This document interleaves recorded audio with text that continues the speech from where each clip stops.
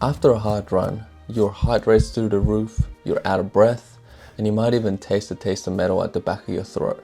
But somehow, we perceive that as an accomplishment.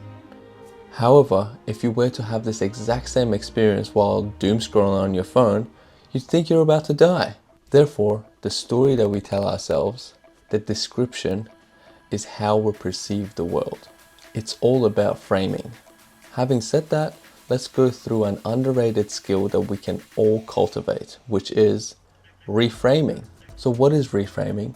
Reframing is a process of reconceptualizing a problem by seeing it from a different perspective. And the cool thing about reframing is that you are in control. You choose which perspective you want to take when it comes to that specific problem. So let's go through an example. Resistance. The reason that we delay work that we know is important to us is because it often makes us feel uncomfortable. This discomfort usually stems from the fact that we know that in the pursuit of this work, we're going to have errors, or that we're going to get to a point that the work requires more ability than we have to offer at the moment.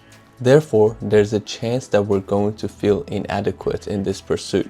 To be able to reframe this friction, it is important to know two things: the psychology and the neuroscience behind the sensation. The errors that arise during the pursuit of our personal goals are the stimulus that cause new connections to be made in our brain. By becoming aware of this predicament, instead of giving in to every resistant impulse, you can work through them, knowing that even if you fall short, you are still providing the stimulus needed to lay new brain pathways, which ultimately allow you to be better at that task. And the other part that also helps with reframing is the psychology behind friction. The resistance towards mentally tasking activities can lead to extended bouts of procrastination and possible self-loathing downstream of said procrastination. However, our relationship with resistance does not need to be so negative and destructive. As Steven Pressfield has put it, resistance is directly proportional to love. If you're feeling massive resistance, the good news is it means there is tremendous love there too. If you didn't love the project that is terrifying you, you wouldn't feel anything. The opposite of love isn't hate, it's indifference. Therefore, we could start looking at resistance through the lens of, this is how it feels like to be purposeful. This is how hard feels like.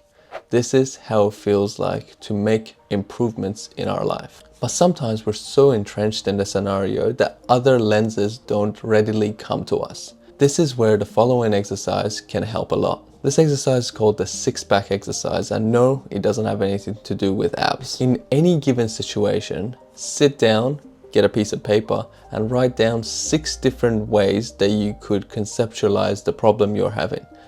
No bars held. It can be negative, it can be positive, whatever comes to your head. But obviously try and put a positive spin on it. After you have written the 6 scenarios down, sit down and choose the most constructive one. How you think about a scenario directly correlates with how you feel about it. And over time, by making a conscious effort, by putting positive spins and positive outlooks on your problems, your brain over time gets rewired, and you might even have a more positive outlook to life overall. Here are a few reframes that I use in my personal life. At the moment, summer is coming up, so I'm trying to cut down weight, so I'm doing intermittent fasting. During the morning when I'm not eating and I feel hungry, instead of giving into the hunger and thinking about food and drinks and all that stuff, I tell myself, this is how it feels like to lose weight. That almost takes the mental toll away from my brain and pushes me into the gear of, okay, this is movement forward, this is progress. This feeling is directly associated to progress. Or another one is when your family members or your significant other keep pestering you about your whereabouts or what you're doing, etc., etc. Yes, that can be annoying, but on the other hand, you could reframe it as, I have people that genuinely care about me and want to know what I'm up to and if I'm safe. But if you're too stuck in a scenario and you can't come up with a singular positive lens to look through, there's a dissociative method that you can reside to. This one is called a best friend lens, And what it consists of is you thinking about your situation as if your best friend was having that issue. So you dissociate, you look at it from a third person point of view, and you think about if your best mate was going through this exact same issue, what advice or action steps would you recommend to them? That way you're more compassionate, because usually people are more compassionate towards their best friend than they are to themselves.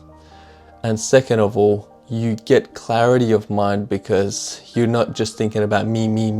You're thinking about the situation from a dissociated state of mind. Hopefully this video helps somebody out, and that's all for me today.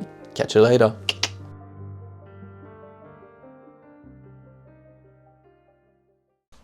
To be able to...